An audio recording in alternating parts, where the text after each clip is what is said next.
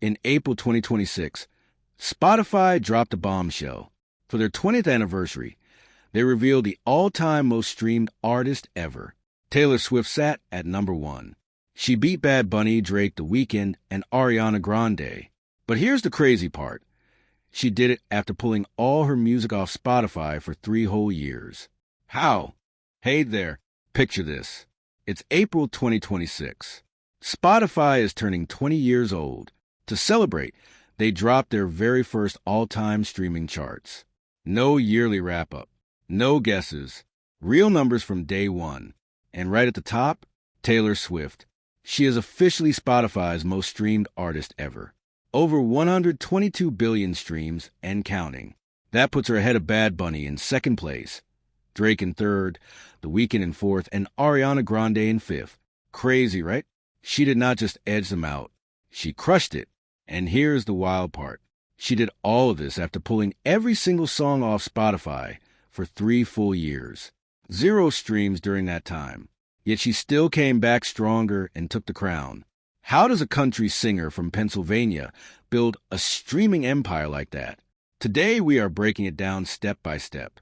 From her early days on the platform to the bold move that shocked everyone, the massive comeback, the genius re-recordings, and the unstoppable power of her fans. This is the real story of how Taylor Swift became Spotify's most streamed artist. Stick around because the details are fascinating. Let's go back to the beginning. Taylor Swift joined Spotify around 2013. At that point, she was already a huge star. Her album Red had just come out and fans loved it. Streaming was still pretty new back then. Spotify had launched in 2008, but it really took off in the early 2010s. Artists were still figuring out if it helped or hurt their careers. Taylor was one of the biggest names on the platform early on. Her songs got millions of plays. Fans streamed, "We Are Never Ever Getting Back Together," and "I Knew You Were Trouble" non-stop. But by 2014, something changed. Taylor started speaking out about how streaming paid artists. She believed the payouts were too low. In an op-ed for the Wall Street Journal, she wrote that music should not be free. She said valuable things deserve to be paid for. She compared it to art. If you create something special, you should get fair money for it. Spotify paid artists less than 1 cent per play at the time. For someone like Taylor, who sold millions of albums, the numbers did not add up. So in November 2014, she made a bold move. She pulled her entire catalog off Spotify.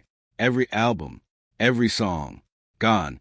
The only thing left was a few tracks for a short time, but basically her music disappeared from the platform. Fans were upset. Spotify even posted a note asking her to come back. But Taylor stood firm. She said she was not willing to let her life's work be part of an experiment that did not fairly pay the writers, producers, and artists. She wanted better for everyone in music, not just herself. She stayed off Spotify for almost 3 years. From late 2014 until mid-2017, her music was nowhere on the service. During that time, she released the album 1989 in 2014 without Spotify. It still sold over 10 million copies worldwide. She proved she did not need the platform to succeed. She focused on sales, downloads, and traditional ways to reach fans. Meanwhile, other artists stayed on Spotify and built their numbers. But Taylor's decision made headlines. It started a bigger conversation about artist pay in the streaming age. Many people agreed with her. Some did not. But everyone paid attention. Fast forward to June 2017. Taylor decides it is time to come back. She posts on social media that her entire catalog is now available on Spotify and other streaming services. Why now? She said it was to thank her fans. 1989 had just hit 10 million sales. She wanted to celebrate with them. She also noted that streaming had improved a bit. Payouts were getting better. Plus, she wanted her music where the fans were listening. The return was huge. Her greatest hits playlist shot up right away. Millions of streams poured in within hours. But here is the key point. Even with those 3 missing years, Taylor still ended up on top of the all-time charts. How? Because what she did after 2017 was unstoppable. She did not just come back. She exploded. After her return, Taylor kept growing her catalog in smart ways. She released Reputation in 2017, then Lover in 2019. Both did well on Spotify, but the real game changer came during the pandemic in 2020. She surprised everyone with two folk albums, Folklore and Evermore. She wrote them in lockdown and dropped them with almost no warning. Fans loved the storytelling and the calm vibes. Those albums racked up billions of streams. Songs like Cardigan, Exile, and Willow became huge. People listen on repeat while working from home or going for walks. The replay value was massive. Then in 2021, she started something no one saw coming, the re-recordings, or as fans call them, Taylor's versions. Here's the background. Back in 2019, her old label sold her master recordings to someone else. The masters are the original recordings of her songs. Taylor did not own them. She could not control how they were used in ads or movies. So she decided to re-record every album from her first 6. She would own the new versions completely. Fearless Taylor's version came out in 2021. Then Red Taylor's version later that year. Speak Now Taylor's version in 2023. 1989 Taylor's version also in 2023. Each one broke records. Red Taylor's version became the most streamed album in a single day by a female artist on Spotify at the time. Fans rushed to stream the new versions. They sounded fresh but familiar. She added vault tracks too, songs she wrote years ago but never released. Fans went wild for them. Why did this matter for Spotify? Every time she dropped a Taylor's version, it added new streams. But it also kept the old songs alive. People compared the versions. They made playlists with both. And because her fans are so loyal, they streamed the new ones like crazy. The re-recordings did not replace the originals completely, but they added billions more plays to her total. Plus, they showed her business smarts. She took control of her music and turned it into even more success. By now, her catalog was deep. She had hits from every era. Love Story from her country days. Blank Space and Shake It Off from 1989. Delicate from Reputation. Cruel Summer from Lover, which became a massive hit years later. The folk songs from Folklore. And newer tracks from Midnights and the Tortured Poets Department. No single song carried her. She had dozens of tracks with hundreds of millions or even billions of streams each. That kind of depth is rare. Most artists have one or two big hits and the rest fade. Taylor's music stays in rotation for years. Let's talk about the Eras Tour. This is where things went nuclear. The tour started in March 2023 and ran through 2024. It was a 3-hour show that took fans through every era of her career. From the sparkly dresses of Fearless to the folk cardigans of Evermore, she performed over 40 songs each night. And the impact on Spotify was immediate. In the first 10 weeks of the tour, her entire catalog streams jumped 79%. That is huge. Think about it. She already had massive numbers. Adding almost 80% more is like adding a whole new superstar level. Fans bought tickets months in advance. Then they started pre-listening to every album to prepare. After each show, they went back to Spotify to relive the night. They made playlists of the set list. They shared clips. The tour turned casual listeners into full-on Swifties who streamed everything. The movie version of the Eras Tour came out in 2023 too. It broke box office records for a concert film. More people who could not get tickets got to experience it, and they streamed the songs right after. Cruel Summer, which was already a hit, got another boost. It went to number 1 on the charts years after it first came out. That is the power of her connection with fans. They did not just listen once. They live with the music. Her fan base is a big reason she dominates. Swifties are known for being organized and passionate. When she releases something, they show up. They stream on repeat. They vote in charts. They share on social media. During the re-recording era, they made it a point to only stream Taylor's versions. Radio stations and playlists followed their lead. It created this perfect loop. New music keeps the old music fresh. Old music makes fans excited for the new. Taylor also changed genres over time. She started in country, then went full pop with 1989. She tried different sounds with Reputation, then indie folk with Folklore and Evermore. Midnights brought her back to pop.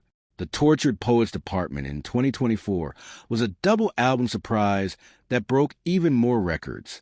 On its first day, it got over 300 million streams on Spotify. That is insane. One album in one day. She became the first artist to have so many tracks dominate the charts at once. All of this adds up to incredible longevity. Look at the yearly numbers. In 2023, she was Spotify's most streamed artist with over 26 billion streams. She did it again in 2024 with 26.6 billion. Even in 2025, when Bad Bunny took the yearly top spot, Taylor still had massive numbers. Her all-time total kept growing because her catalog never stops. New fans discover her old songs every day. Parents play her music for kids. People use her songs for workouts, parties, or quiet nights. She also fights for artist rights while winning big in the streaming game.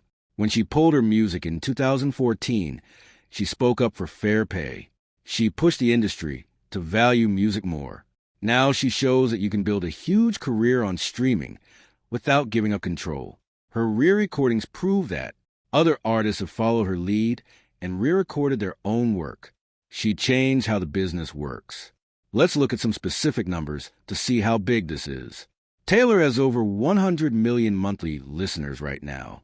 That puts her in the global top 10. She is the only artist with multiple albums, each crossing billions of streams. Songs like Anti-Hero, Blank Space, and Cruel Summer are all in the billion club. Her total streams passed 122 billion by early 2026. That is more than many artists get in their whole careers combined. And she is still going strong. Compare her to others. Bad Bunny has huge Latin hits and dominates yearly charts. Drake has consistent output and rap dominance. The Weeknd has massive pop anthems. But Taylor has something extra. She connects on a personal level. Her songs tell stories fans relate to. Breakups, heartbreaks, growing up love. She writes about real feelings. That makes people come back again and again. Her music has replay value like no one else. She also releases music in smart ways. Surprise drops keep fans excited. The re-recordings give old fans new reasons to listen. The Eras Tour turned concerts into a full career celebration. Everything feeds the streaming numbers. It is not one-hit wonder stuff. It is a long game played perfectly. Now think about what this means for her career. She started as a teenager writing country songs on guitar. Now she is a global icon with a catalog that spans decades. She has sold hundreds of millions of records overall. But on Spotify alone, she built an empire. And she did it her way. She stood up for better pay. She reclaimed her masters. She built a fan army that supports every move. That combination is rare. Some people wonder if she will stay on top forever. The music industry changes fast. New artists come up every year. But Taylor has shown she can evolve. She reinvents herself without losing what fans love. Her storytelling stays honest. Her melodies stick in your head. And her work ethic is unmatched. She writes records, albums, tours, and business moves all at once. In the end, Taylor proves that quality, consistency, and real fan connection beat short-term trends. She turned a risky move like leaving Spotify into part of her legend. She came back and dominated. She used the platform on her terms. And now she sits at number one all time. From country roots to pop queen to folk storyteller to streaming champion, her journey is one of the best in modern music. So next time you open Spotify and see Taylor Swift at the top, remember the full story. It is not luck. It is years of smart decisions, hard work, and millions of fans who stream because they truly love music. She built this empire, one song, one album, and one era at a time. What is your favorite Taylor Swift song on Spotify? Drop it in the comments. If you are a Swiftie, hit that like button. Subscribe for more deep dives into music careers and industry stories. Turn on notifications so you never miss a video. Thanks for watching. See you in the next one.